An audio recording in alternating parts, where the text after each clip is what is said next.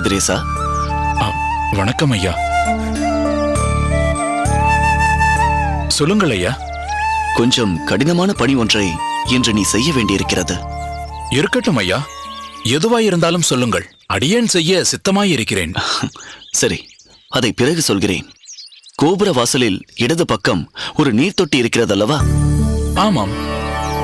அது எப்போதுமே திறந்திருப்பதால் அதில் இலை தழைகள் போன்றவை விழுந்து அதில் உள்ள ஜலத்தை அசுத்தப்படுத்தி விடுகிறது. அது அப்படி இருப்பதில் பெரிய நஷ்டம் ஒன்றும் இல்லை. ஆனால் நான் அன்று பார்க்கிறேன், 2-3 வயது குழந்தை ஒன்று அதை எட்டி பார்த்து கொண்டிருக்கிறது. அதன் பெற்றோர்களும் அந்த குழந்தையை கவனிக்கவே இல்லை. தப்பித்தவறி அந்த குழந்தை தொட்டியில் விழுந்திருந்தால் என்ன ஆகியிருக்கும்?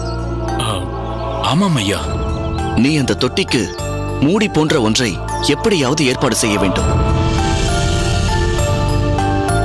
கோபுரத்தின் மீது ஏறி அங்கிருக்கும் புறா மற்றும் வௌவால் எச்சங்களை சுத்தம் செய்ய வேண்டும். இதற்கு முன்னால் சுத்தம் செய்து 6 மாதங்களுக்கு மேல் ஆகியிருக்கும் என்று நினைக்கிறேன். கதிரேசா, இது கடினமான பணி மட்டுமல்ல, ஆபத்தானதும் கூட. உன்னால் முடியும் என்றால் சொல்லிவிடு. இல்லை என்றால் இந்த பணியை அதற்கென்றே இருக்கும் ஆட்களிடம் விட்டு விடலாமா? வேண்டாம் ஐயா, நானே பார்த்துக் கொள்கிறேன். இடுப்பில் கயிறு கட்டிக்கொண்டு அந்த பணியை நானே பத்திரமாக முடித்து விடுகிறேன். என்ன கதிரேசா, அடியேன் கோவிந்தன் உன்னிடம் நிறைய வேலை வாங்குகிறான் போலிருக்கிறதே. அப்படியெல்லாம் ஒன்றுமில்லை சுவாமி. எனக்கு தெரியும் கதிரேசா, அடியேன் பார்த்து கொண்டுதானே இருக்கிறேன். நேற்று சாயங்காலம் ஊருக்கு வந்தவுடனேயே பாசுர வகுப்புக்கு வந்துவிட்டாய். அடியேன் கிளம்பிய பிறகும் கூட இங்குதானே இருந்திருக்கிறாய். இதோ இப்போது காலையிலேயே இங்கு வந்துவிட்டாய். கோவிந்தனோ பணிக்கு மேல் பணி சொல்லிக்கொண்டே இருக்கிறான் போலிருக்கிறது. இல்லை அண்ணா, கதிரேசன் தான் அடுத்த பணி என்ன, அடுத்த பணி என்ன என்று கேட்டுக்கொண்டே இருக்கிறான். அவனுக்கு எதிலுமே ஆர்வம் அதிகம். அவனை விடு, அவன் போய் சற்று குடும்பத்தோடும் இருந்துவிட்டு வரட்டும். இல்லை சுவாமி, நான் தங்களிடம் முன்பே சொல்லியிருக்கிறேன்.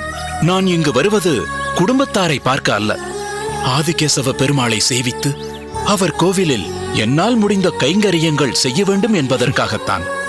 இருந்தாலும் உன் குடும்பத்தாரையும் நீ கவனிக்க வேண்டும் அல்லவா? இங்கு பகவானுக்கு கைங்கரியங்கள் செய்வதின் மூலம் நான் என் குடும்பத்தையும் கவனித்துக் கொண்டுதானே இருக்கிறேன். என் கைங்கரியங்களுக்கு ஏதேனும் பலன் உண்டு என்றால் அது என் குடும்பத்தாரையும் முக்கியமாக என் மனைவியையும் சேரும் அல்லவா? மேலும் நான் இப்படி கைங்கரியங்கள் செய்வது பற்றி என் மனைவிக்கு சந்தோஷம்தானே தவிர அதை அவள் ஒன்றும் குறையாக கூறுவதில்லை. இது உன் மனைவியின் தூய குணத்தையும் உன்னுடைய தூய எண்ணத்தையும் காட்டுகிறது. கதிரேசா, சகவாசத்திற்கும் சூழ்நிலைக்கும் ஏற்றவாறு மனிதன் எப்படி வேண்டுமானாலும் மாறலாம். உயர்ந்த பக்தி கொண்ட ஒருவன் தானே சிறந்த பக்திமான் என்ற அகம்பாவம் கொள்வானேயானால் பகவான் அந்த அகம்பாவத்திற்கு தண்டனையாக அவனை கீழே இறக்கி விட்டு விடுவார். ஆனால் பகவானை பற்றியும் பக்தி பற்றியும் முக்தி பற்றியும் கிஞ்சித்தும் அறியாத உன்னை போன்ற ஒருவனை கிட்டத்தட்ட ஒரு குரு ஸ்தானத்திற்கு உயர்த்தி இருக்கிறார் பகவான். சுவாமி, அதற்கு முழுமுதற் காரணம் தாங்களே. இல்லை கதிரேசா, நீ உயர்ந்த நிலைக்கு போவதற்கு என்னை ஒரு கருவியாக பயன்படுத்தி இருக்கிறார் பகவான். அவ்வளவுதான். சரி, அதிருக்கட்டும். உன்னிடம் ஒரு விஷயத்தை பற்றி பேச வேண்டும். சொல்லுங்கள் சுவாமி. நீ ஒரு வாரத்திற்கு 2 முறை இங்கு வந்துவிட்டு போவது சிரமமான காரியம்தான். நீ உன் குடும்பத்தோடு பூரம் சென்று விடுவதுதான் உத்தமமானது என்று எனக்கு தோன்றுகிறது. ஆனால் சுவாமி, இங்கு கோவில் பணிகள்... இதை குறித்து பெரிதாக கவலைப்பட வேண்டாம் கதிரேசா. இதை நம் நண்பர்கள் பார்த்துக் கொள்வார்கள். இங்கு பாசுர வகுப்பும் நன்றாக நிலை பெற்று விட்டது. அங்கே கூரேசன் தான் சற்று சிரமப்படுகிறான் என்று தோன்றுகிறது. இந்த 2 நாட்களை கூட நீ அங்கேயே கழித்தால் கூரேசனுக்கு அது மிகவும் உதவியாக இருக்கும். மேலும் அன்று நீயே சொன்னது போல அங்கும் ஆதிகேசவ பெருமாள் தான் ஆட்சி செலுத்துகிறார். பகவானுக்குள் பாகுபாடு யாது. கோயிலுக்கு கோயில் அர்ச்சா விக்கிரக திருமேனி வேண்டுமானால் மாறுபடலாம், சுற்றுச்சூழல் வேறுபடலாம், கோயிலின் அமைப்புகள் வித்தியாசப்படலாம். ஆனாலும் பகவான் ஒருவனே. உன் கைங்கரியங்களை கூரத்துக் கோவிலுக்கே அர்ப்பணிக்கலாமே. சரி சுவாமி. இதில் உனக்கு எதுவும் ஆட்சேபனை உண்டென்றால் நீ என்னிடம் கூறலாம். உன்னை கட்டாயப்படுத்துவதில் எனக்கு உடன்பாடில்லை. இது நல்ல ஏற்பாடாக இருக்குமோ என்று தோன்றியது. அதனால்தான் இப்படி ஒரு வேண்டுகோளை உன் முன் வைத்தேன். சுவாமி, தாங்கள் எனக்கு வேண்டுகோள் விடுப்பதா? இதுதான் உங்கள் விருப்பம் என்று உத்தரவிடுங்கள். அதை சிரமேற்கொண்டு அதன்படியே நடக்கிறேன். எங்கோ பாதாளத்தில் விழ இருந்தவனை கை தூக்கி இதோ நல்ல வழி என்று காட்டிய ஆச்சாரியர் அல்லவா தாங்கள்? தாங்கள் கூறியபடியே நான் கூரம் சென்று கூரியேஸ்வர சுவாமிகளுக்கு உதவியாக இருக்கிறேன். எல்லாவற்றிற்கும் தங்கள் ஆசீர்வாதங்களை மட்டுமே வேண்டி நிற்கிறேன். என்றுமே என் ஆசிகள் உனக்கு உண்டு.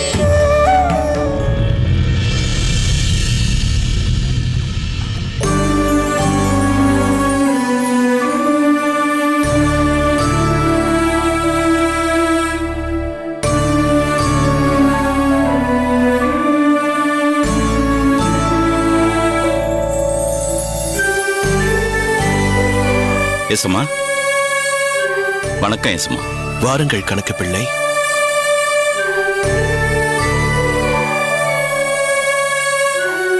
தாங்கள் கூப்பிட்டதாக சொன்னார்கள். ஆமாம், நம் கணக்கு ஆண்டு இன்னும் 10 நாட்களில் முடிவுக்கு வருகிறது அல்லவா? ஆமாம் எசமான். அடுத்த கணக்கு ஆண்டு துவக்கத்தில் அந்த முதல் மாதத்திலேயே நம் வேலையாட்கள் அனைவருக்கும் ஊதிய உயர்வு போட்டு விடுங்கள். சரிங்க எசமான். எசமா, ஒரு சந்தேகம். கேளுங்கள். ஒரு சிலர் வேலைக்கு சேர்ந்து 2-3 மாதங்கள் தான் ஆகின்றன. அவர்களுக்கெல்லாம் வரும் கணக்காண்டுக்கு அடுத்த ஆண்டில் ஊதிய உயர்வு கொடுத்தால் போதுமல்லவா? வேண்டாம், அவர்களுக்கும் ஊதிய உயர்வு கொடுத்து விடுங்கள். அவர்கள் எங்கிருந்தோ பிழைப்பு தேடி நம்மிடம் வந்தவர்களாக இருக்க முடியாதே. அவர்களின் தாயோ தந்தையோ ஓய்வு பெற்ற இடத்தில்தானே அவர்கள் அமர்த்தப்பட்டிருக்கிறார்கள். ஆமா எசமா. ஓய்வு பெறாமல் தொடர்ந்திருந்தால் அவர்களுக்கும் ஊதிய உயர்வு கிடைத்திருக்கும் அல்லவா? அது அவர்களின் இடத்தில் அமர்த்தப்பட்டிருக்கும் பிள்ளைக்கோ பெண்ணுக்கோ இல்லை பேரன் பேத்திக்கோ கிடைத்துவிட்டு போகட்டுமே. குற்றமில்லை. தங்களின் விசாலமான மனதுக்கு ஒப்பேதும் இல்லை எசமான். எல்லாம் பெருமாளின் திருவுளம். நீங்கள் சொல்வது போல் அடியனுக்கு விசாலமான மனம் அமைந்திருக்குமாகில் அதுவும் பெருமாளின் அனுகிரகத்தால் தான். மண்ணையும் அது பொன்னாக விளைய மழையையும் தருவது அந்த பகவான் தானே. அதன் பயனை உழைக்கும் அனைவருக்கும் பகிர்ந்து கொடுப்பதும் அந்த பாகவத கைங்கரியமாகும். எசமான், பல ஆண்டுகளுக்கு முன் ஒரு தைத்திங்கள் முதல் நாள் அனைத்து தொழிலாளர்களும் ஆவலுடன் எதிர்பார்க்கும் நாள் அது. அன்றுதான் பண்ணை விளைச்சலை தன் கையாலேயே அனைவருக்கும் பகிர்ந்து கொடுப்பது தங்களின் தகப்பனாரின் வழக்கம். ஆனால் அன்று எதிர்பாராத விதமாக இந்த ஆண்டு முதல் இந்த பகிர்ந்தளிக்கும் பொறுப்பை என் மகனுக்கு கொடுத்து விட்டேன் என்று தங்களின் தந்தை கூற அனைவருக்கும் அதிர்ச்சி.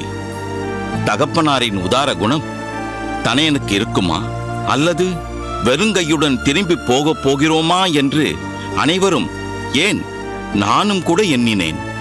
ஆனால் தந்தையின் உதார குணத்தில் இம்மி அளவும் குறைவில்லாமல் அன்று அனைத்தையும் அள்ளி கொடுத்தீர்கள்.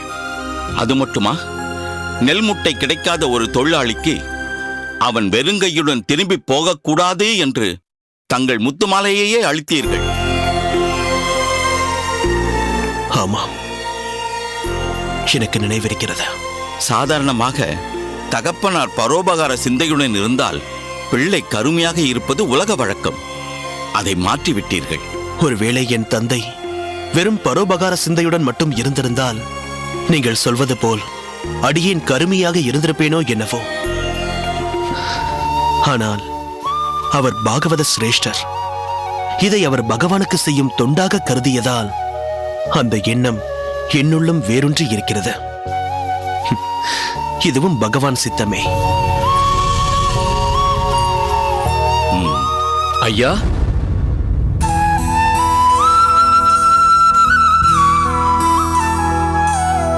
வணக்கம் ஐயா. வணக்கம். வா கதிரேசா.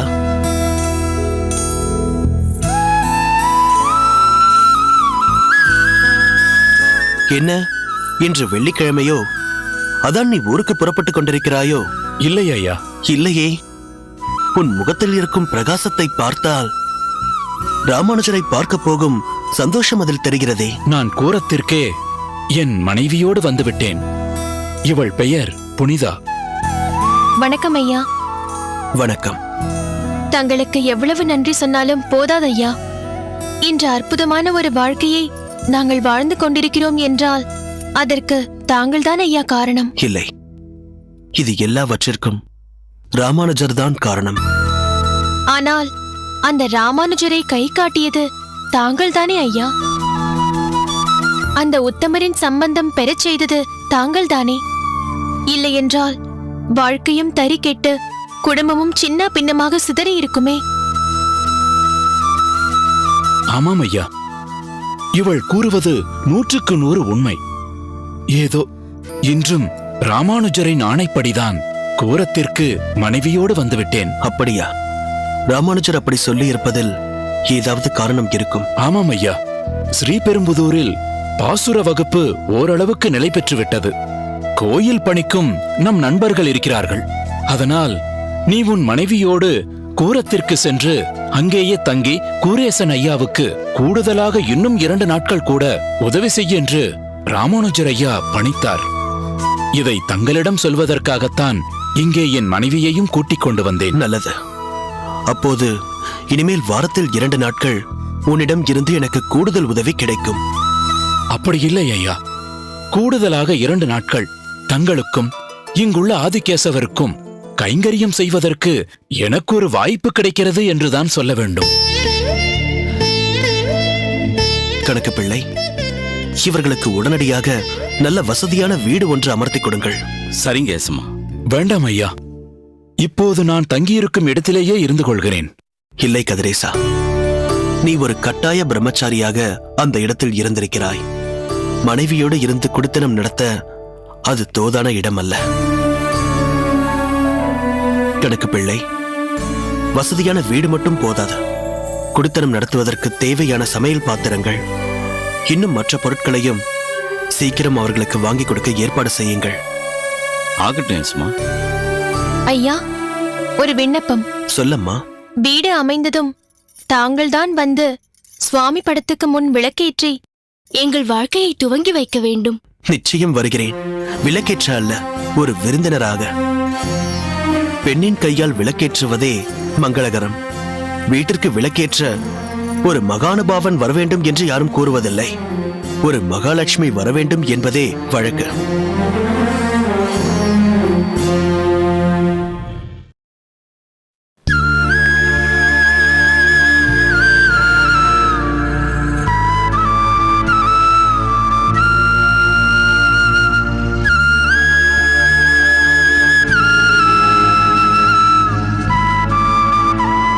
கூரேசா,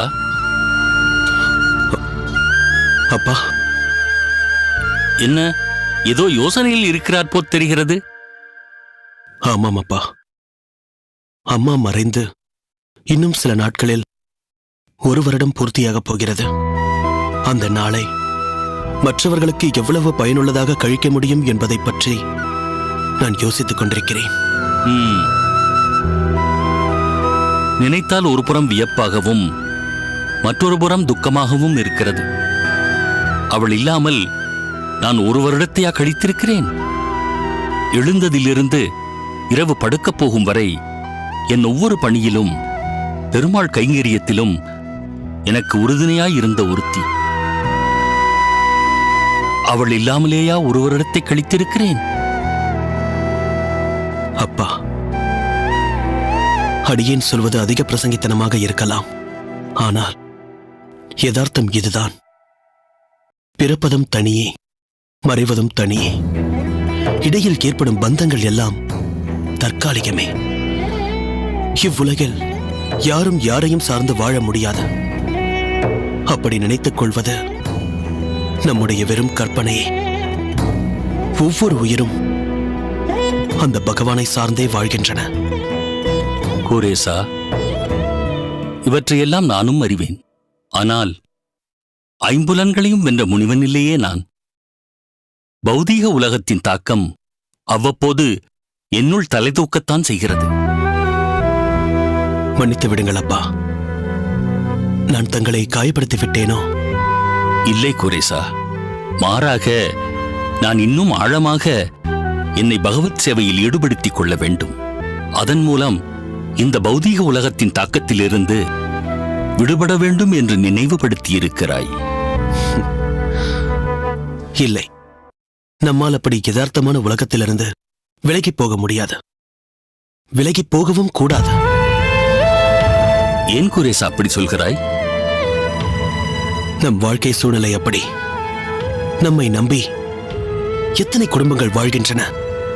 அவர்களுக்கெல்லாம் நம் மூலம் பெருமாள் படியளக்கிறார். முழுவதுமாக நாம் உலக பந்தங்களிலிருந்து விடுபட்டு எல்லாவற்றையும் துறந்துவிட்டு போய்விடுவோமானால் அவர்களின் நிலை என்னவாகும்?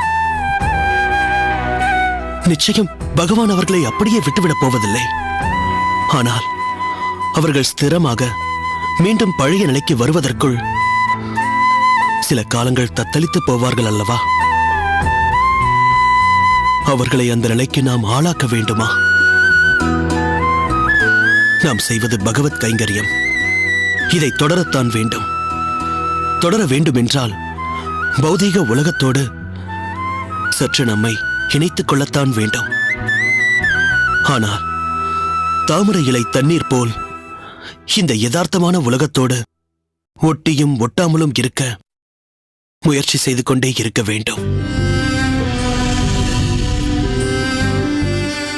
அடியேன் தவறாக ஏதேனும் சொல்லியிருந்தால் என்னை மன்னித்து விடுங்கள் அப்பா. எதற்கு மன்னிக்க வேண்டும் குரேசா? அருமையாக சொல்லியிருக்கிறாய். நீ சொல்வதெல்லாம் ஏற்றுக்கொள்ளக்கூடியவையாகத்தான் இருக்கின்றன. ஐயா, வணக்கம் ஐயா. வணக்கம் ஐயா. வணக்கம் கதிரேசா. ஏதேனும் முக்கியமான விஷயமா? ஆமாம் ஐயா. கணக்கு பிள்ளை உனக்கு நல்ல வீடாக பார்த்துதானே அமர்த்தி கொடுத்திருக்கிறார். அங்கு ஏதேனும் பிரச்சனையா? இல்லை ஐயா, வீட்டில் ஒரு குறையும் இல்லை. மிக வசதியாக இருக்கிறது. நான் கணக்கு பிள்ளையை தேடி வந்தேன். வழக்கமாக அவர் இருக்கும் இடத்தில் இல்லாததால் எங்கிருப்பாரோ என்று தேடி வந்தேன். கணக்கு பிள்ளையை எதற்காக தேடுகிறாய்? சம்பளம் கிடைத்ததல்லவா? ஐயா, கிடைத்திருக்கிறது.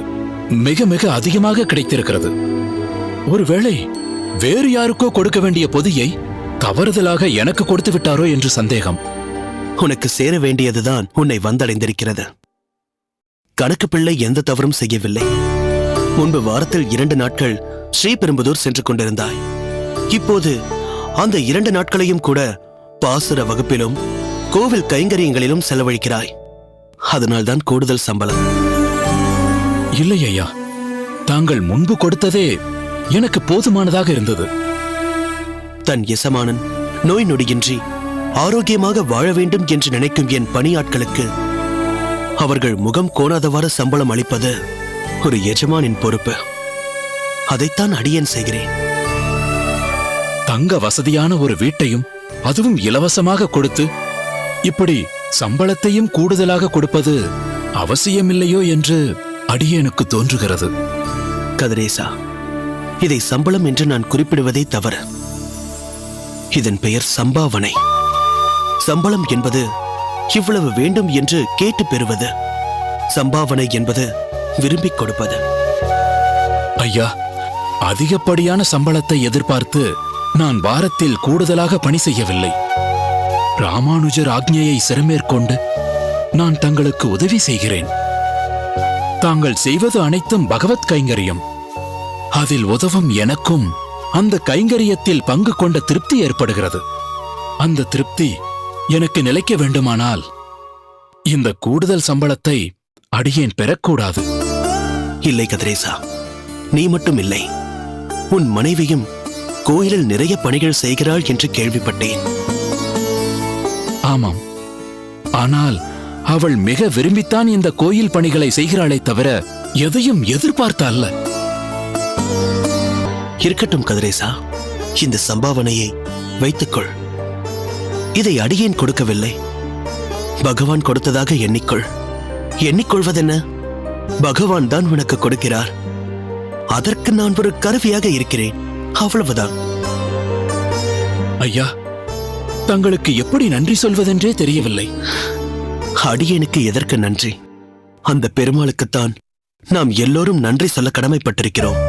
இந்த சம்பாவனையை எடுத்துக்கொண்டு போய் உன் மனைவியிடம் கொடு. மிகவும் சந்தோஷப்படுவாள். அவளுக்கு தேவைப்படும் பொருட்களை வாங்கிக் கொடு. சம்பளம் போதவில்லை, அதிகமாக கொடுங்கள் என்றுதான் வேலையாட்கள் எசமானரிடம் முறையிடுவதுதான் உலக வழக்கு. ஆனால் சம்பளம் அதிகமாக இருக்கிறது என்று கூறி அதை திருப்பிக் கொடுக்க வந்த உன்னை எப்படி பாராட்டுவது கதிரேசா? அப்பா, நாம் ஒரு ஆத்மா. பகவான் தான் நமக்கு எஜமானர். நமக்கும் பரமாத்மாவாகிய பகவானுக்கும் தான் சம்பந்தம் உண்டு என்பதை ஒருவன் உணர்வானேயாகில் இந்த உடலால் கிடைக்கும் சுகங்களில் அவனுக்கு நாட்டம் செல்லாத. பகவத் சேவை மட்டுமே அவன் மனதில் மேலோங்கி இருக்கும். இப்படிப்பட்ட எண்ணங்களை மனதில் தேக்கி ஒவ்வொருவருமே பகவத் கைங்கரியங்களில் ஈடுபடுவார்களே. ஆனால் மனிதர்களுக்குள் இதுதான் பொருள் என்ற உணர்வோ அதனால் ஏற்படும் அசூயையோ ஒருபோதும் ஏற்படாது. இதையெல்லாம் மக்களை உணரச் செய்ய வேண்டும். அவர்களை நல்வழிப்படுத்த வேண்டும்.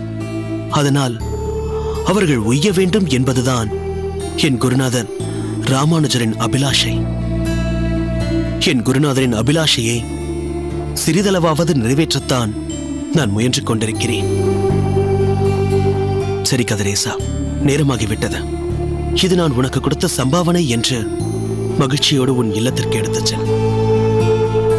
சரி ஐயா, நான் வருகிறேன். சென்று வா கதிரேசா.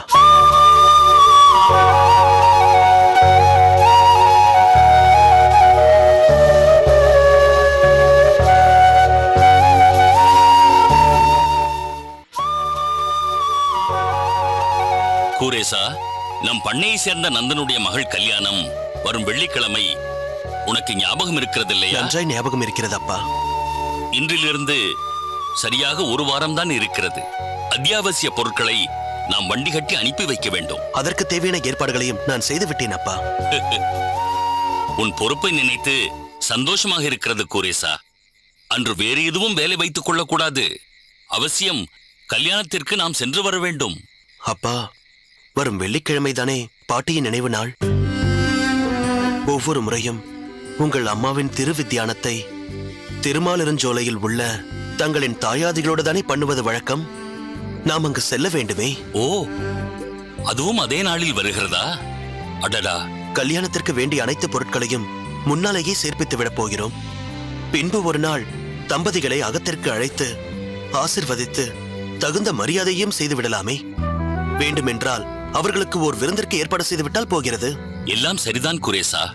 இருப்பினும் நாம் நந்தனின் அகத்து கல்யாணத்தில் கலந்து கொண்டு அங்கே இருப்பதுதான் மரியாதை. இல்லையென்றால் அவர்கள் மிகவும் ஏங்கி விடுவார்கள். அனுப்பும் பொருட்களால் மட்டும் திருப்தி அடைய மாட்டார்கள்.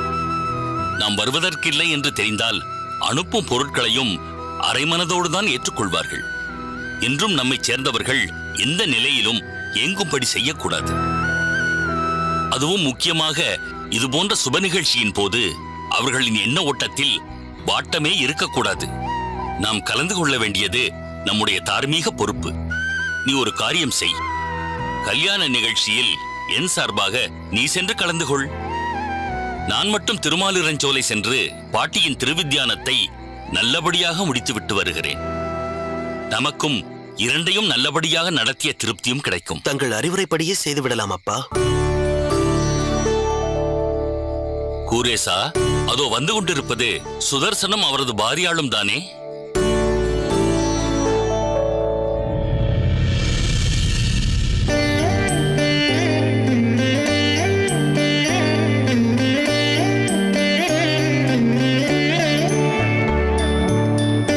அவரை நம் ஊரில் சில முறை பார்த்திருக்கிறேன். ஆனால் பழக்கமில்லை அப்பா. சுதர்சனேதான். வறுமையிலும் வைணவத்துவம் மாறாதவர்.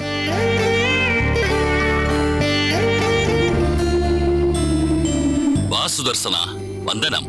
தங்கள் திருப்பாதங்களுக்கு வந்தனம். சுதர்சனா, என்ன காரியம் செய்ய துணிந்தாய்? வாய் வார்த்தையாக வந்தனம் தெரிவித்தால் போதாதா? சுவாமி, தாங்கள் என்ன சாதாரணமானவரா? உயர்ந்த வைணவர், பரோபகாரி.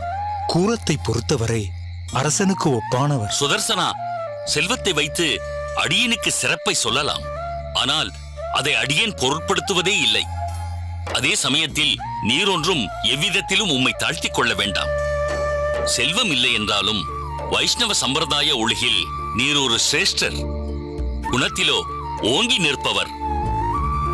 செல்வம் உள்ளவர்களுக்கு செல்வ செருக்கு வர வாய்ப்பிருக்கிறது. ஆனால் குணப்பூர்த்தி உள்ளவருக்கு செருக்கென்பது எள்ளளவும் இருக்காது. இவன் என் பிள்ளையாண்டான். பெயர் ஸ்ரீவத் சாங்கன். கூரேசன் என்று ஊரில் அழைக்க நானும் அப்படியே அழைக்கிறேன். நமஸ்காரம். நமஸ்காரம். அடியேன் இவரை பார்த்திருக்கிறேன். பல தான தர்மங்களில் சிறந்து முன் நிற்பவர். இவரிடம் போய் சற்று உரையாட வேண்டும் போல் தோன்றும். இருப்பினும் இவரிடம் சம்பாஷித்ததில்லை. அடியேனும் தங்களை பார்த்திருக்கிறேன். பேச தோன்றியது என்கிறீர்கள். பின்பு ஏன் தயங்கினீர்கள்? அடியேனுக்கு அறிமுகம் இல்லாததால் அதை தாங்கள் எப்படி எடுத்துக்கொள்வீர்களோ என்றுதான் அடியேனுக்கு சிறு தயக்கம். இங்கே பாருமோய், அடியேன் எப்படியோ அப்படித்தான் என் பிள்ளையாண்டானும். என்னுடைய சாயல்தான் அவன். அடியேனுடைய சுவாபம்தான் அவனுக்கு. தெரிந்தவர்கள் என்றால் முந்திக் கொண்டு விசாரிப்பான். அது சரி, எங்கே உன் குமாரத்தி ஆண்டாள்? மறக்க முடியாத பெயர். துருதுருவென்று இருப்பாளே, அவள் வரவில்லையா? கோயிலுக்குள் தான் இருக்கிறாள். வெகு நேரம் ஆயிற்று. அவளை திரும்ப அழைத்து செல்லலாம் என்றுதான் நாங்களும் கோயிலை நோக்கி போய்க் கொண்டிருக்கிறோம். அவளுக்கு பெருமாள் என்றால் மிகுந்த பிரேமை. அதிகாலையிலேயே கோயிலுக்கு வந்து கோலம் போடுவாள். சாயங்காலம் திருவிளக்கேற்றி வைப்பாள். சில நேரங்களில் மிகுந்த ஈடுபாட்டுடன் அந்த பரமனின் கல்யாண குணங்களை வாழ்த்தி பாசுரங்கள் பாடிக்கொண்டிருப்பாள்.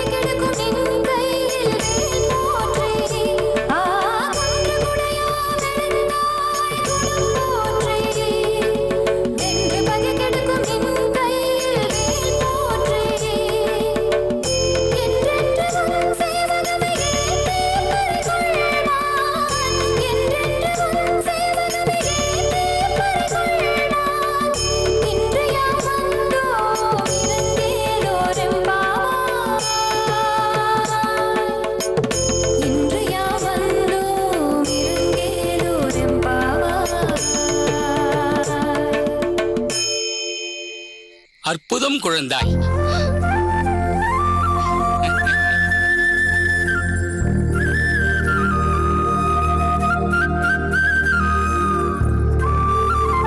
அருமையாக பாடினாய் அம்மா. வந்தனம் சுவாமி. குணவதியாய் இருப்பாய் அம்மா. ஒன்று சொல்லியே ஆக வேண்டும். பலாச்சொலியில் தேன் கலந்தது போன்று இனிமையம்மா உன் குரல்.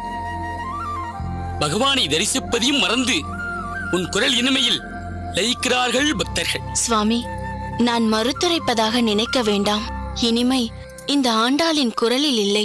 அந்த சூடி கொடுத்த சுடற்கொடியான ஆண்டாளின் இனிய அர்த்த புஷ்டி நிறைந்த பாசுரத்தில்தான் இனிமையும் அருளும் இருக்கின்றது. உன் பேச்சில் அழகும் இருக்கிறது, பணிவும் இருக்கிறது. கூடவே குரல் வனமும் குடிகொண்டிருக்கிறது. சரி, அர்த்த புஷ்டி என்கிறாயே, நீ பாடி அந்த பாசுரத்தின் அர்த்தத்தை தான் சொல்லேன். காது படைத்த பயனாய் கேட்க காத்திருக்கிறேன் அம்மா. என்ன சுவாமி இது? பெரியவர் தங்களுக்கு தெரியாததை நான் என்ன சொல்லிவிட போகிறேன்? எனக்கு தெரிந்து இருக்கட்டும். நீ பெயரிலேயே அந்த ஆண்டாளை தாங்கியிருக்கிறாய். அந்த அர்த்தத்தையும் உன் திருவாயால் கேட்கும் பொழுது அந்த ஸ்ரீ ஆண்டாளே சொல்வதாக எடுத்துக்கொள்கிறேன். மேலும் ஏனைய ஆழ்வார்களில் நம்மாழ்வாரும் திருமங்கை ஆழ்வாரும் தங்களை பெண்ணாக பாவித்தும், பெரிய ஆழ்வார் தன்னை யசோதையாக பாவித்தும் பாசுரங்களை பாடினாலும் அவற்றை ஏறி பாயாத மேட்டுமடை என்றும், ஆண்டாள் இயல்பாகவே பெண்ணாகையால் அவள் பாசுரங்கள் சீரிப்பாயும் பள்ளமடை என்றும் பெரியோர்கள் குறிப்பிடுவர். அதன்படி நீ கருத்துரை சொன்னால் நான் கருத்தாய் கேட்பேன். சொல்லம்மா. இது ஆண்டாளின் மங்களாசாசன பாடல். பெருமாளின் பல லீலைகளை ஆண்டாள் போற்றி பாடுகிறாள். இதை பல புஷ்பங்களை கொண்டு அச்சுதாய நம, அனந்தாய நம என்று அர்ச்சிப்பதைப் போலும் இப்பாசுரத்தை எடுத்துக் கொள்ளலாம். அதன்படி முதலில் அன்று இந்த உலகத்தை அளந்த திருவடிக்கு பல்லாண்டு பாடுகிறாள். முதலில் எம்பெருமானின் திருவடிகளை பிடித்தால் நம் அனைத்து நல்லெண்ணங்களும் பூர்த்தியாகுமன்றோ? எதிரிகள் நம்மிடம் வரும்போது எதிர்கொள்வோம் என்று நினைக்காமல் தென்னிலங்கைக்கு கால்நடையாகவே தன் எதிரியிடம் சென்று அவன் செருக்கை அழித்த பகவானின் திறத்திற்கும் திண்மைக்கும் ஒரு பல்லாண்டு. சகடாசுரனாக வந்த அரக்கனை காலால் எட்டி உதைத்து அழித்த கண்ணனுக்கு பல்லாண்டு வாழ்த்து. கன்றுருவாக வந்த ஒரு அரக்கனை தண்டம் போல் பாவித்து அதை பனைமர ரூபத்தில் வந்த இன்னொரு அரக்கன் மேல் எறிந்து இருவரையும் ஒரே நேரத்தில் முடித்த யசோதையின் மைந்தனுக்கு போற்றி போற்றி. அதே கண்ணன் தன்னை அண்டியோனை காக்க கோவர்தனம் என்ற மலையை தூக்கி குடையாக்கி இந்திரனின் பெரிய இடியிலிருந்தும் மழையிலிருந்தும் மக்களை காப்பாற்றினானே, அந்த குணத்திற்கு ஒரு பல்லாண்டு போற்றி. தான் பிறந்த குலத்திற்கு ஏற்ப கையில் வேலை கொண்டு அனைத்து பகைவர்களையும் வென்ற சூரன் கண்ணபெருமான்.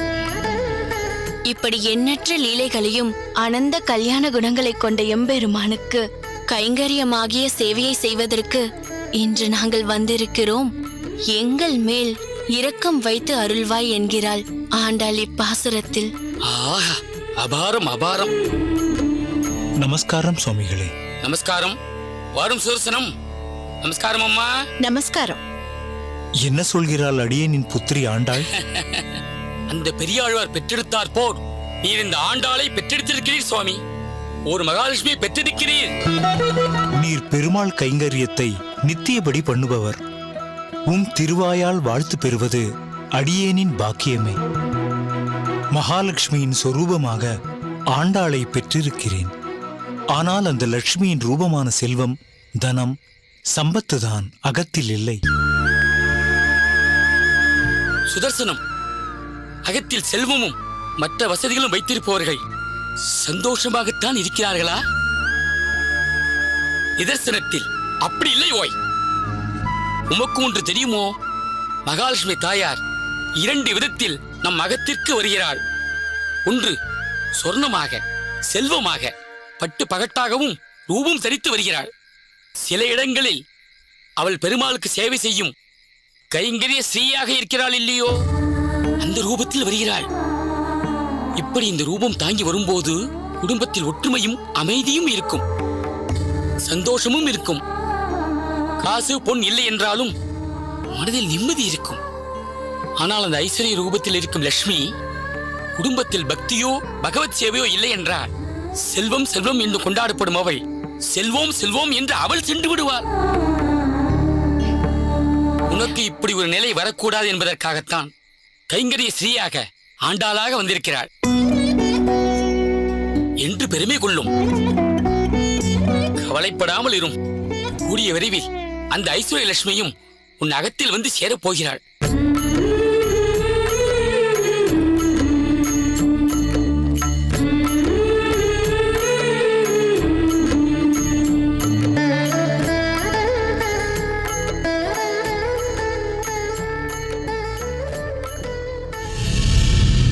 என்ன கதிரேசா, கூரத்தில் தமிழ் பாசுர பாடசாலை நன்றாக இயங்கிக் கொண்டிருக்கிறதா?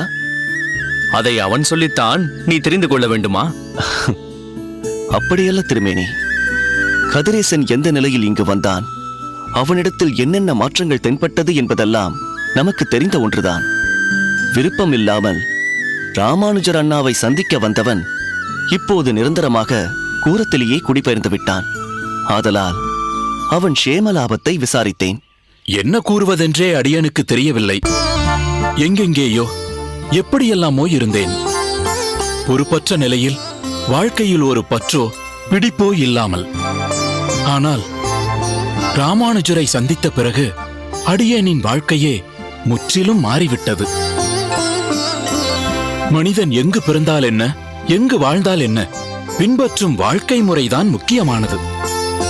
உண்ண உணவு, உடுத்த உடை, இருப்பதற்கு ஓர் இடம், இவை மூன்றும் இருந்தால் ஒரு வைணவன் எங்கு வேண்டுமானாலும் சந்தோஷமாக இருக்க முடியும் என்ற ஒரு உன்னதமான, ஒரு அரிய கருத்தினை ராமானுஜர் ஐயா போதித்திருக்கிறார். அது என் ஆழ்மனதில் பதிந்து விட்டது. அந்த விதத்தில் பார்த்தால் பாசுர பாடசாலையை நிர்வகித்துக் கொண்டும் என்னுடைய நித்திய கர்மானுஷ்டானங்களை செவ்வனே செய்து கொண்டும் மன நிம்மதியுடனும் சந்தோஷத்துடனும் அடியேனும் என் சக தர்மிணியும் நன்றாக வாழ்ந்து வருகிறோம். அவை அனைத்திற்கும் காரணகர்த்தா ராமானுஜர் சுவாமிகள்தான். அது சரி கதிரேசா, நீ சந்தோஷமாகத்தான் இருக்கிறாய். ஆனால் நாங்கள்தான் கூடிய விரைவில் எங்கள் சந்தோஷத்தை இழக்கப் போகிறோம். ராமானுஜன் விரைவில் திருப்புட்குழிக்கு சென்று விடுவான். அவனுடன் நீயும் சென்று விடுவாய். எஞ்சியிருப்பது நாங்கள் மட்டுமே. ராமானுஜன் இல்லாமல் நாங்கள் எப்படி சந்தோஷமாக இருக்க முடியும்? சாரங்கா, மனித சிந்தனை எப்பொழுதுமே சுயநலம் கருதித்தான் இருக்கிறது. நீயோ நம்மை பற்றியும் நம் சந்தோஷத்தை பற்றி மட்டுமே கவலை கொள்கிறாய். ஆனால் ராமானுஜத்தின் அகத்துக்காரி தஞ்சாவின் நிலையை சற்று சிந்தித்து பார்த்தாயா? திருமணம் நிகழ்ந்த குறுகிய காலத்திலேயே இருவரும் பிரிய வேண்டிய கட்டாயத்தில் இருக்கிறார்கள். நாமாவது நட்பு ரீதியாக பழகிக் கொண்டிருக்கிறோம். நமக்கே இந்த பிரிவு ஏற்புடையதாக இல்லை எனும் போது ஒரு மனைவி தன் கணவனை பிரிந்திருப்பது என்பது மிகவும் கடினமாயிற்றே. நீ கூறுவது முற்றிலும் உண்மை திருமேனி. அடியனை குடும்பத்துடன் கூரத்திற்கு செல்லும்படி கூறிய ராமானுஜர், அவர் மட்டும் ஏன் தனியாக திருப்புட்குழிக்கு செல்ல வேண்டும் என்பது அடியனுக்கு விளங்கவில்லை. அதற்கான காரணம் என்னவாக இருக்க முடியும்? காரணம் இருக்கிறது கதிரேசா.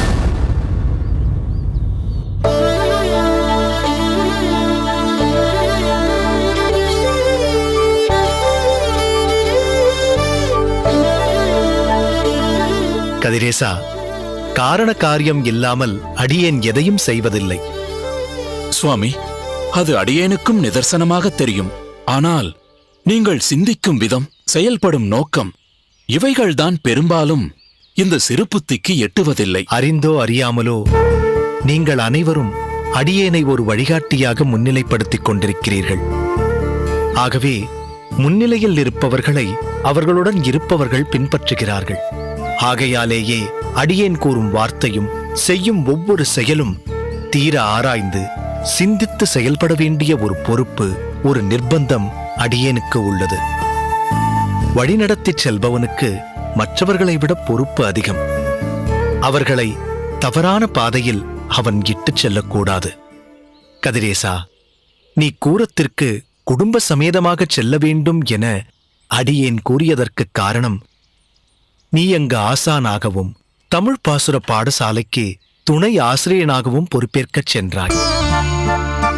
ஆகவே நீ உன் பணியை செவ்வனே செய்ய உனக்கு தோதாக இருக்க உன் குடும்பத்துடன் அங்கு செல்லுமாறு கூறினேன். ஆனால் அடியேனோ திருப்புட்குழிக்கு ஒரு மாணவனாக செல்கிறேன்.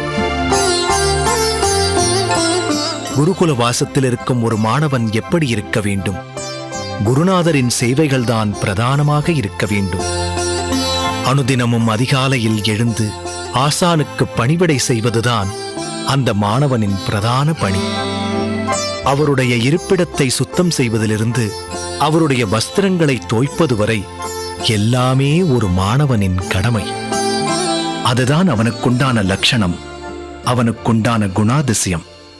அப்படி இருக்கும்போது அவருக்கு ஏதுவாக இருக்க வேண்டிய அடியேன் மனைவியை அழைத்துச் சென்றேன் என்றால் மாணவன் என்றில்லாமல் கணவன் என்ற உறவு முதன்மை பெற்று அந்த சேவைகளையும் பணிவிடைகளையும் அடியேனின் மனமும் உடலும் எதிர்நோக்கத் துவங்கும். இதனால் அடியேன் பணியாற்ற வேண்டிய முதன்மையான கடமையில் குந்தகம் விளைய வாய்ப்பு உண்டு. மாணவனாக இருப்பது என்பது ஒரு தவம் இருப்பதற்கு சமம். அடியேன் கிரகஸ்தனாக இருந்தாலும் மாணவனாக இருக்கும் காலகட்டத்தில் பிரம்மச்சரிய வாழ்க்கையை கடைபிடிப்பதுதான் முறை. அதுதான் இலக்கணம், அதுதான் தர்மம். இப்படிப்பட்ட ஒரு நியம நிஷ்டை இருந்தால்தான் குருவிடம் முழுமனதுடன் ஈடுபட்டு அவர் கற்றுக் கொடுக்கும் பாடத்தில் ஒருமித்த கவனம் ஏற்படும். கதிரேசா, அடியேன் கூறிய விளக்கத்திலிருந்தே அடியேன் எடுத்த முடிவு சரி என்பதை நீ இப்போது உணர்ந்திருப்பாய் என்று எண்ணுகிறேன். ஆஹா, என்ன ஒரு துல்லியமான விளக்கம்! அடியேன் உங்களை நாடி வந்ததில் அதீத பெருமை கொள்கிறேன் சுவாமி. அதெல்லாம் இருக்கட்டும் ராமானுஜா. நீயோ இப்பொழுது அடுத்த நிலைக்கு செல்லப் போகிறாய். இதுநாள் வரை மயூரவண்ணன் சுவாமி குருவிடம் இருந்த நீ இப்பொழுதோ செல்லப் போவது யாதவ பிரகாச சுவாமிகளிடம். அவரோ ஆச்சாரிய சீலர். நீ கூறுவது உண்மைதான் திருமேனி. யாதவ பிரகாசர் ஆச்சாரிய சீலர் என்பதில் எந்த ஐயமும் இல்லை. அவரிடம் அடியேன் கற்பது மிகவும் உச்சிதமான விஷயம்தான். ஆனால் அடியேனுக்கு பாடம் புகட்டிய மயூரவண்ணன் சுவாமிகளை எந்த நிலையிலும் எந்த காலகட்டத்திலும் இரண்டாம் பட்சமாக கருத மாட்டேன். இவரிடமிருந்து அடியேன் பயின்றதையும் மறக்க மாட்டேன். அதேபோல் அடியேனின் தந்தையாக இருப்பினும் சிறு வயது முதலே அடியேனுக்கு கல்வி ஞானத்தை புகட்டியவர் அவர். அடியேனின் பால்ய பருவத்திலிருந்து இன்று வரை. ஆதலால் அவர் அடியேனின் பிரதம குருவாகிறார். எவ்வாறு ஸ்ரீ கிருஷ்ண பரமாத்மா எல்லோருக்கும் சைத்திய குருவாக திகழ்கிறாரோ அதேபோல் அடியேனின் தந்தை சிக்ஷா குருவாக திகழ்கிறார். கல்வி குருவாக மயூரவண்ணன் சுவாமிகள் இருக்கிறார். சுருங்கச் சொன்னால் சைத்திய குரு கிருஷ்ண பரமாத்மா, சிக்ஷா குரு தந்தை மற்றும் கல்வி குரு மயூரவண்ணன் சுவாமிகள். அடியேன் எந்த நிலை அடைந்தாலும் அடியேனின் மனதில் கொண்ட இவர்களின் நிலையில் என்றுமே மாற்றம் இருக்காது. இவர்கள்தான் அடியேனின் வாழ்க்கை பாதையை வழிவகுத்த முப்பெரும் ஆசான்கள். அவர்களை என்றும் மறக்க மாட்டேன்.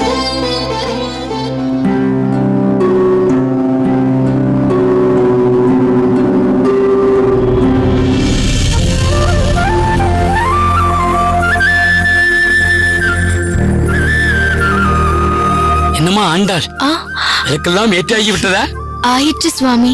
ஆமாம், நித்தியபடி கோயிலில் சேவை செய்து கொண்டிருக்கிறாயே, இன்று ஒரு நாள் ஓய்வெடுத்துக் கொள்ளலாமே, உனக்கு அலுப்பே ஏற்படாதா? பெருமாளுக்கு சேவை புரிவதில் எப்படி சுவாமி அலுப்பு ஏற்படும்? மாறாக மன அமைதியுடனும் சந்தோஷத்துடனும் இருக்கிறேன். என்னவோமா, உன் வயது பெண்கள் தன்னை அலங்காரம் செய்து அழகு பார்ப்பதிலும் தோழிகளுடன் பேசி விளையாடுவதிலும் தங்கள் ஆர்வத்தை செலுத்திக் கொண்டிருக்க, நீ மட்டும் பெருமாளுக்கு அலங்காரம் செய்து அழகு பார்க்கிறாயே. அவனுடைய பெருமைகளை மற்றவர்களிடம் பேசி ஆனந்தம் கொள்கிறாயே அம்மா. உண்மையிலேயே நீ ஒரு தனி பிறவிதான் அம்மா.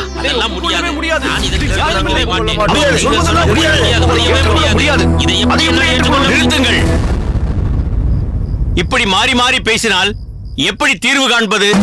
மாயாண்டி, நீதானே மூத்தவன், முதலில் நீ சொல், பிறகு உன் தம்பி மாரியப்பன் சொல்லட்டும்.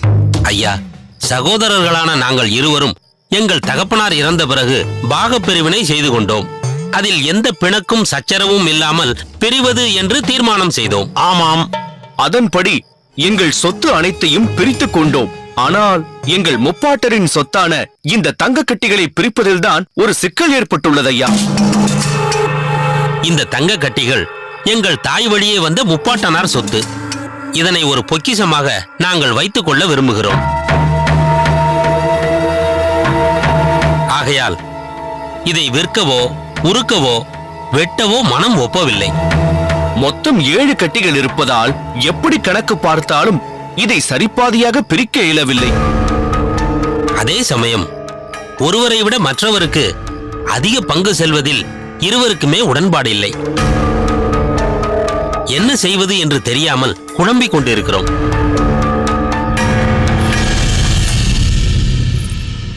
நமஸ்காரம் நமஸ்காரம் நமஸ்காரம் நமஸ்காரம் நமஸ்காரம். என்ன கோயில் வளாகத்தில் ஏன் இந்த கூட்டம்? ஏதாவது பிரச்சனையா? ஒரு சிறு சிக்கல் எசமான். சிக்கலை தீர்க்கத்தான் கோயிலுக்கு வந்து பெருமாளிடம் முறையிடுகிறோம். நீங்கள் கோயிலுக்குள்ளேயே நின்று கொண்டு சிக்கல் என்று சொன்னால் எப்படி? சரி சொல்லுங்கள், என்ன சிக்கல்? இவர்கள் இருவரும் சகோதரர்கள். பாகப்பிரிவினை செய்து கொண்டிருக்கிறார்கள். நன்றாக தெரியுமே. நம் பண்ணையில் விளையும் தானியங்களை மொத்த விலைக்கு வாங்கிச் செல்பவர்கள் தானே நீங்கள்? ஆமாம் எஜமான். பாகப்பிரிவினை செய்வதில் இவர்களுக்குள் என்ன பிரச்சனை? எல்லாவற்றையும் சமமாக பங்கு போட்டுக் கொண்டவர்கள் இங்கிருக்கும் இந்த தங்க கட்டிகளை எப்படி சமமாக பிரித்துக் கொள்வது என்று தடுமாறுகிறார்கள். தாய் வழி சொத்து என்பதால் பொக்கிஷமாக வைத்துக் கொள்ள விரும்புகிறார்கள். ஆகையால் விற்கவோ உருக்கவோ வெட்டவோ இருவருமே விரும்பவில்லை. விதவிதமான வடிவில் மொத்தம் 7 கட்டிகள் இருக்கின்றன.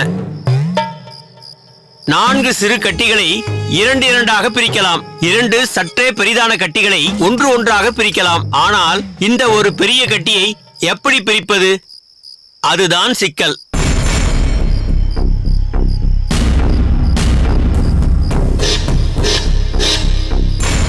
குரேசா, உனக்கு ஏதாவது புலப்படுகிறதா? இல்லை தந்தையே, எனக்கும் குழப்பமாகத்தான் இருக்கிறது. சிக்கலாகத்தான் இருக்கிறது.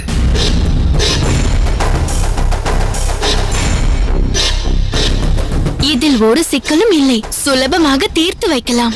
அப்படியா? அப்படி என்றால் அங்கு சென்று தீர்த்து வைத்து விடேன். இல்லை இல்லை, நான் அங்கு செல்வது அதிக பிரசங்கித்தனமாக இருக்கும். என்னம்மா அப்படி சொல்கிறாய்? தீர்வு கிடைக்கும் என்றால் அது யார் மூலமாக வந்தால் என்ன? அதற்கில்லை. கூட்டத்தில் உள்ள யாராவது இந்த குழப்பத்தை தீர்த்து வைக்க முடியுமா? ஆண்டாளால் தீர்த்து வைக்க முடியும்.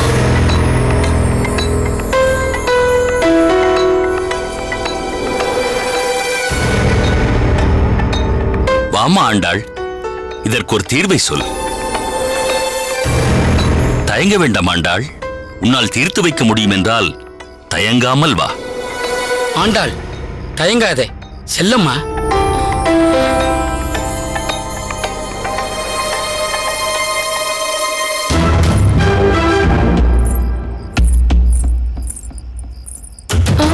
செல்லம்மா, செல்.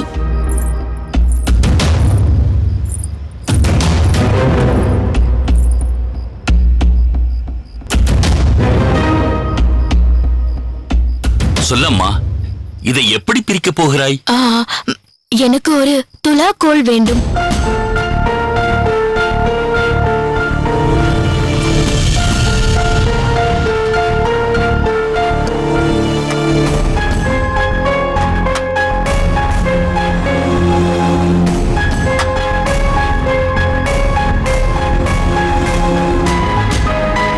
இது 3 எடை கொண்டது.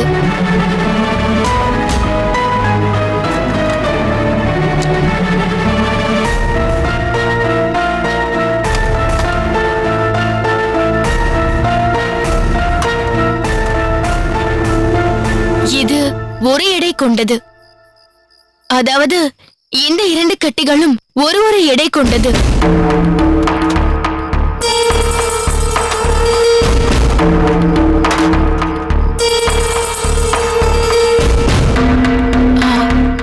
இது அரை எடை கொண்டது. அதாவது இந்த 4 கட்டிகளும் அரை எடை கொண்டவை. இதெல்லாம் சரிதான் ஆண்டாள், இதை எப்படி பிரிக்கப் போகிறாய்? இந்த 3 எடை கொண்ட பெரிய தங்க கட்டியுடன் இந்த சிறிய அரை எடை கட்டியை சேர்த்தால் மொத்தம் 3.5 எடை ஆகிறது. இதோ இந்த 2 சிறியதும் 1 எடை கொண்டது. இத்துடன் இந்த 3 சிறியதை சேர்த்தால் மொத்தம் 3.5 எடை. ஆக மொத்தத்தில் இருவருக்கும் சமமாக 3.5 எடை கொடுக்கலாம்.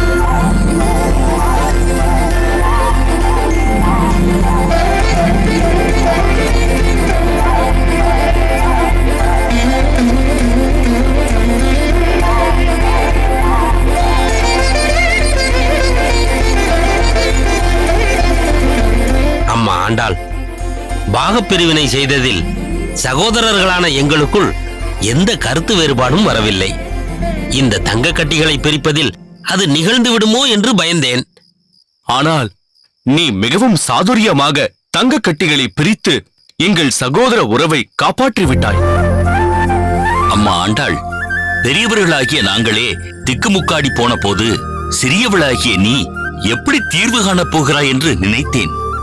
ஆனால் நீ புத்தி சாதுரியத்திற்கு வயது ஒரு பொருட்டல்ல என்பதை நிரூபித்து விட்டாய். உன் அறிவுத்திறனைக் கண்டு நான் வியப்படைகிறேன் அம்மா. அப்படியெல்லாம் சொல்லாதீர்கள். பெரியவர்கள் என்றும் பெரியவர்களே. ஏதோ எனக்கு தோன்றியதை செய்தேன், அவ்வளவுதான். இதனால் இவர்களுக்கு ஒரு தீர்வு கிட்டியதில் எனக்கும் மகிழ்ச்சிதான். சன்னதியில் எனக்கு சேவை இருக்கிறது, நான் வருகிறேன். சரி அம்மா, சென்று வா.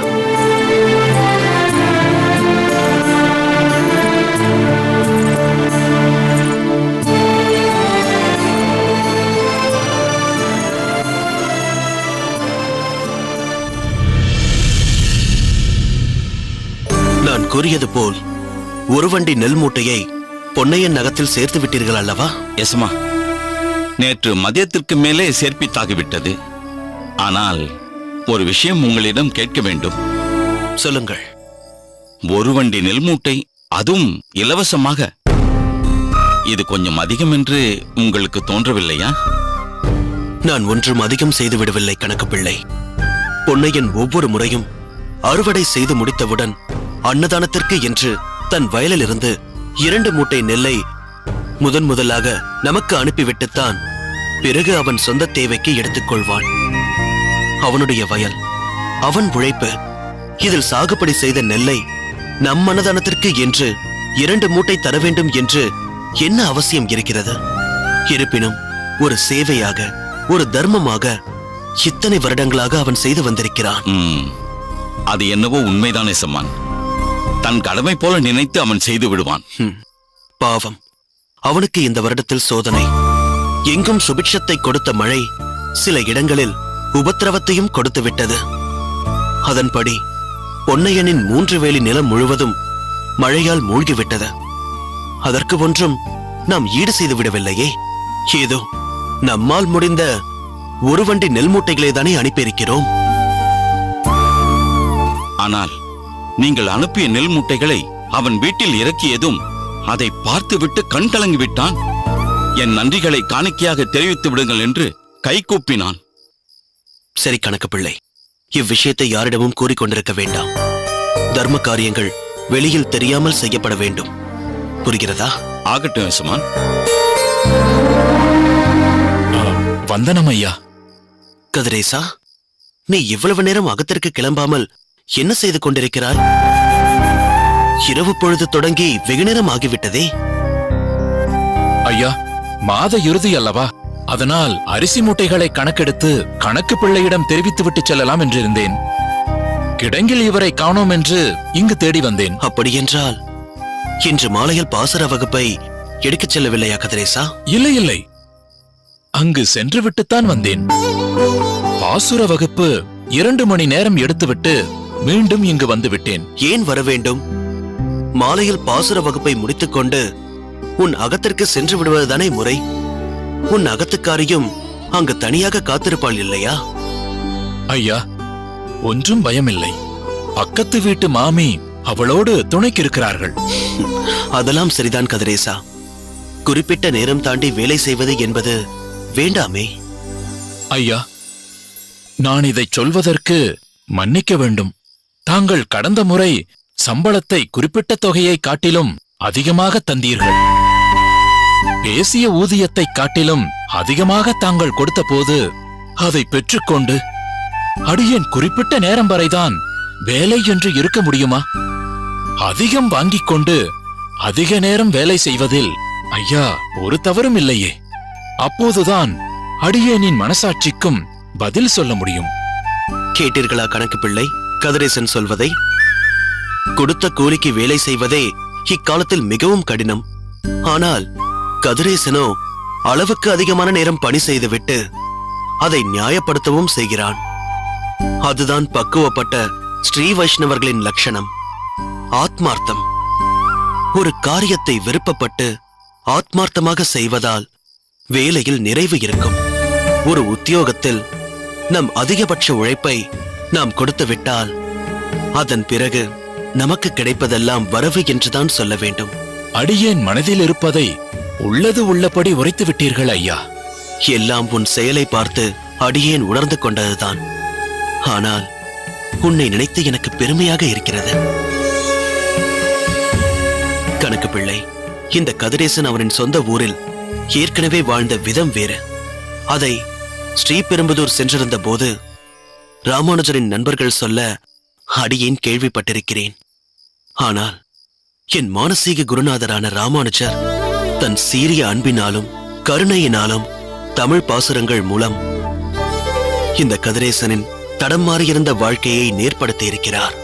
போர்த்தியிருந்த திரையை விலக்கி தீப ஒளியை அனைவரும் பயன்பெறும்படி செய்திருக்கிறார். ஒவ்வொருவரையும் அவர் வேறு நிலையை நாசுக்காக சுட்டிக்காட்டி அவரின் மனதை தன்வசம் இழுப்பதில் அடியேனின் குரு ராமானுஜருக்கு நிகர் வேறு யார் இருக்கிறார்கள்? அப்படி ஒரு சந்தர்ப்பத்தை இந்த கதிரேசன் அடைய பெற்று, ஆனால் அவ்வாய்ப்பை தவற விடாமல் ராமானுஜரை சிக்கென பிடித்திருக்கிறான் இந்த கதிரேசன். இல்லையா கதிரேசா?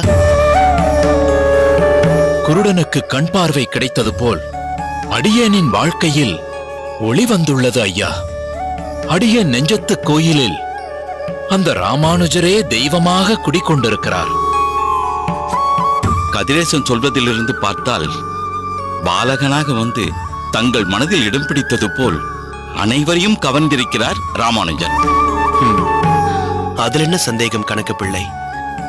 சரி கதிரேசா, நீ கடந்த முறை ஸ்ரீபெரும்புதூர் சென்றிருந்த போது ராமானுஜரை சந்தித்தாய் அல்லவா? சந்தித்தேன் ஐயா. தங்களை பற்றியும் பெரிய ஐயா அவர்களை பற்றியும் மிகவும் ஆவலோடு விசாரித்தார். தமிழ் பாசுர வகுப்பை பற்றி ஆதரவோடு வினவினார். அதை ஓர் உபகாரமாக எங்கும் பரவ ஆவண செய்ய வேண்டும் என்று வலியுறுத்தினார். எப்போது சென்றாலும் அவரை காணாமல் கோரம் திரும்பியதே இல்லை. ஆனால் வரும் காலங்களில் அப்படி சந்திக்க முடியுமா என்று தெரியவில்லை. என்னப்பா சொல்கிறாய் கதிரேசா? ஓஹோ, தற்போதுதான் கல்யாணம் முடிந்து புது வாழ்க்கையை ஆரம்பித்திருக்கிறார். குடும்ப பொறுப்பால் அதிகம் சந்திக்க முடியாது என்கிறாயா? நீ நினைப்பது சரிதான். அப்பப்பா, ராமானுஜரின் அன்னை தன் மகன் கல்யாணம் நடக்க அரும்பாடு பட்டிருக்கிறார் என்பதை நான் அறிவேன். அவர்கள் உள்ள உறுதி வெற்றியும் பெற்றுவிட்டது. ராமானுஜரின் தாயும் சரி தந்தையும் சரி ஓர் ஒப்பற்ற தம்பதிகள். ஒரு குடும்பம் எப்படி இருக்க வேண்டும் என்பதற்கு முன் உதாரணமாக திகழ்பவர்கள். அடியேனின் தாயை இழந்து பரிதவித்த போது ஆதரவான இதமான பல ஆறுதல் மொழிகளை ராமானுஜரின் தாய் கூறிய பொழுது என் அன்னையை நான் அவர் உருவில் பார்த்தேன். அப்படிப்பட்ட ஒரு வாத்சல்யம். நீங்கள் கூறியது முற்றிலும் சரி. ஆனால் தாய் தந்தையரையும் பிரிந்து விலகி வெளியூர் செல்ல இருக்கிறார் ராமானுஜர். என்ன, வெளியூர் செல்ல இருக்கிறாரா? நம் ராமானுஜரா? ஏன், அப்படி என்ன அவசியம்? மேற்படிப்பிற்காக என்று அறிந்தேன். அதை அவரே தெரிவித்தார். காஞ்சியம்பதிக்கு அருகில் உள்ள திருப்புட்குழி என்னும் இடத்திற்கு சென்று வேதாந்த பாடம் கற்க இருக்கிறாராம். தங்கப்போவது காஞ்சிபுரத்தில் தானாம். திருப்புட்குழியா? அப்படியென்றால் அது யாதவ பிரகாசரின் பாடசாலையாயிற்றே. அதையேத்தான் குறிப்பிட்டார். அதேதான். தாங்கள் குறிப்பிட்ட யாதவ பிரகாசர் என்ற பெயரைத்தான் ராமானுஜரும் குறிப்பிட்டார். தங்களுக்கு அவரை முன்பே தெரியுமா? தெரியுமாவா? அவரிடம் எனக்கு மிகப்பெரிய அனுபவமே இருக்கிறது. சரி, யாதவ பிரகாசரிடம் சென்று மேற்படி கல்வியை தொடரலாம் என்று ஆலோசனை வழங்கியவர்கள் யார்? அதை பற்றி உனக்கு தெரியுமா? திருக்கச்சி நம்பி சுவாமிகள் தான் என்பதை ராமானுஜர் மூலமே அறிந்தேன். என்ன, திருக்கச்சி நம்பி சுவாமிகளா? ராமானுஜரே கூறினார் என்கிறாய்? அப்படி என்றால் சந்தேகத்திற்கு இடமில்லை. ஆனால் திருக்கச்சி நம்பி சுவாமிகள் எப்படி இப்படி ஒரு முடிவை எடுத்தார்? சற்று குழப்பமாகவும் அதே சமயத்தில் ஆச்சரியமாகவும் இருக்கிறது. ஆனால் அனுபவம் மிக்க பெரியோர்களின் நடவடிக்கைகள் சற்று புதிரானவைதான். அதுவும் திருக்கட்சி நம்பிகள் போன்ற வைணவ சிரேஷ்டர்களின் ஆலோசனைக்கும் முடிவிற்கும் பின்னால் எத்தனையோ மகத்துவங்கள் அடங்கியிருக்கும். அதை சாதாரண மதிப்படைத்தவர்கள் உணர்வது மிகவும் கடினம். ராமானுஜர் திருப்புட்குழி பாடசாலை சென்று பல உன்னதங்கள் செய்ய வேண்டும் என்பது பகவானின் சங்கல்பமாகவே இருக்க வேண்டும். சரி, மிகவும் நேரமாகிவிட்டது. நீங்கள் இருவரும் இப்போது புறப்படுங்கள். சரிங்க யஜமா, நாங்கள் சென்று வாருங்கள்.